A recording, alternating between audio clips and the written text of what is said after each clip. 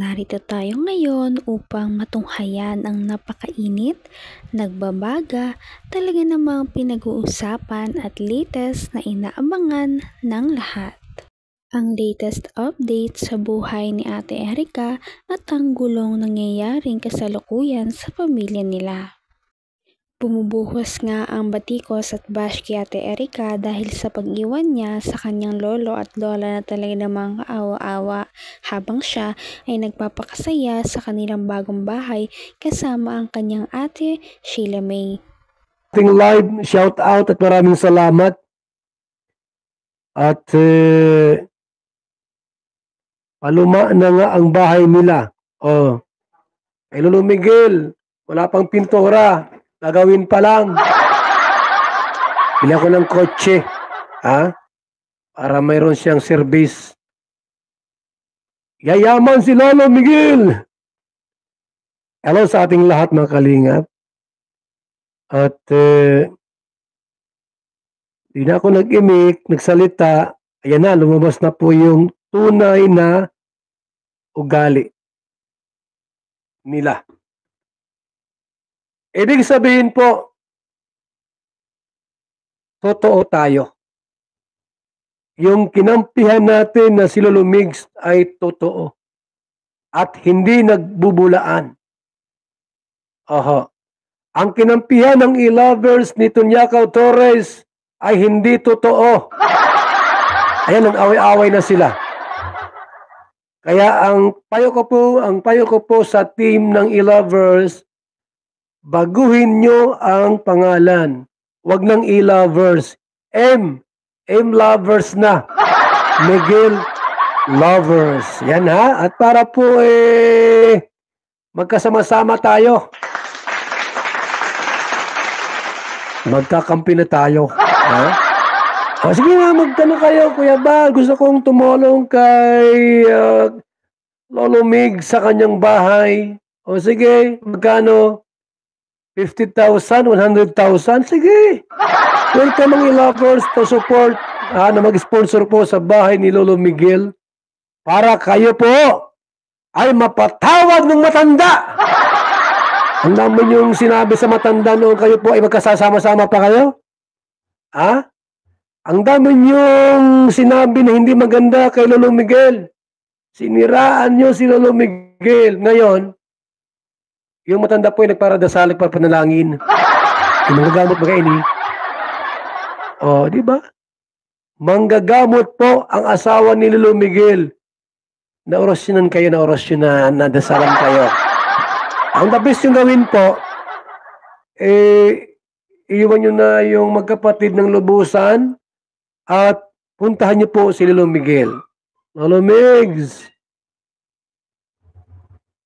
pasensya na po. Sinasabi nga na ang biktima talaga dito ay hindi si Erica dahil ang biktima ay ang kanyang lolo at lola na talaga namang siniraan doong nakaraan dahil mukha daw itong mga pera at uhaw sa yaman ni Erica. Kaya naman marami na ngayon ang kumakampi sa kanyang lolo noong nalaman na nila ang sitwasyon nito.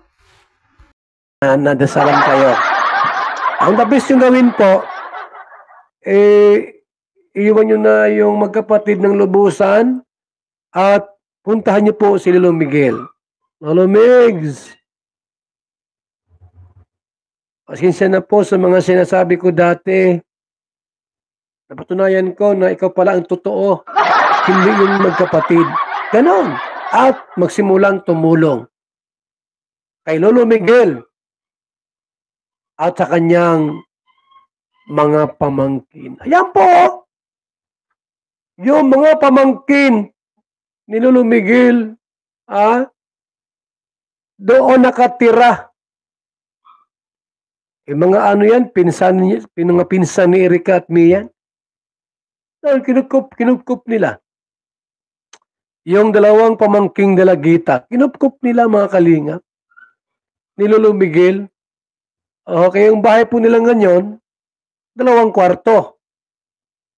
2 kwarto doon sa pamangkin niyang inampon. Di ba? Ganun siya tumingin sa kanyang mga apo at mga pamangkin. si Lolo Miguel. Apo na pala niya itong dalawang nasa kanya. Kinupkup niya po tulad nila May at Erica. Kinupkup niya.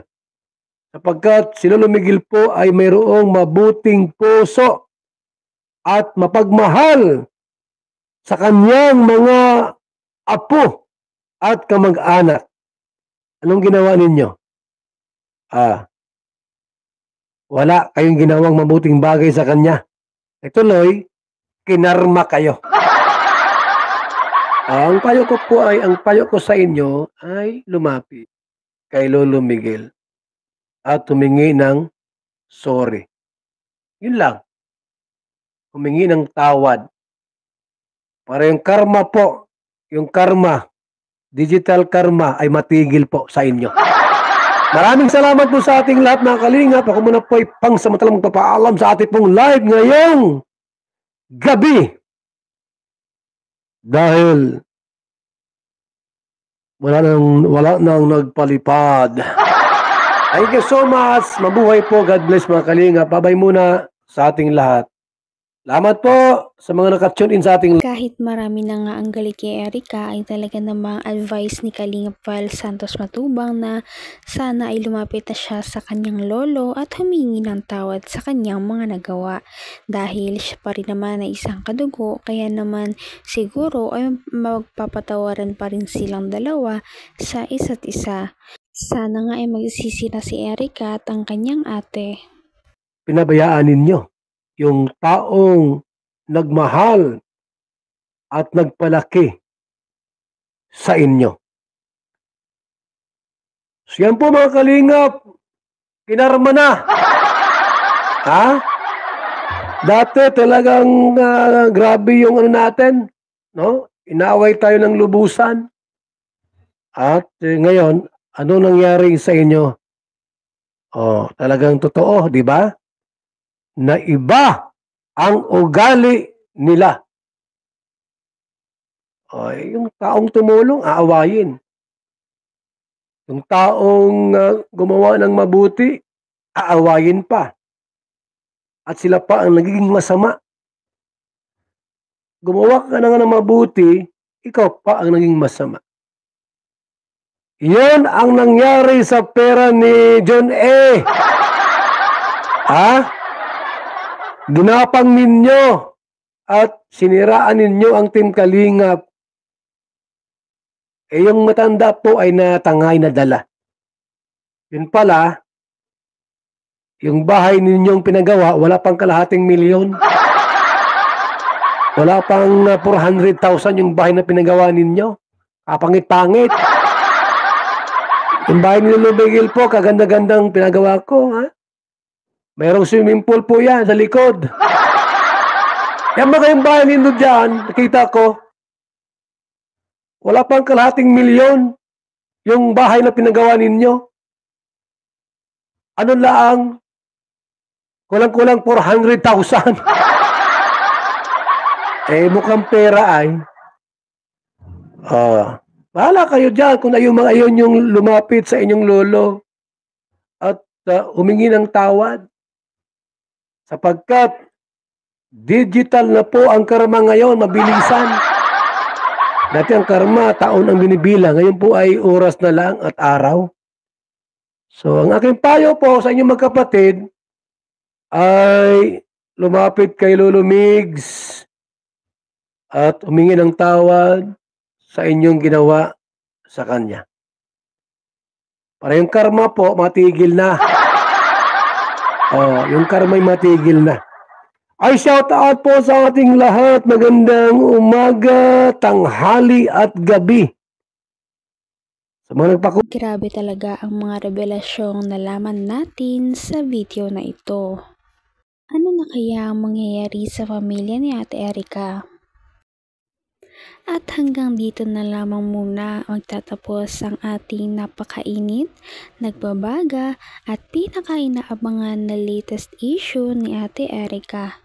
At yan ay pagpapatuloy natin sa ating mga susunod na video.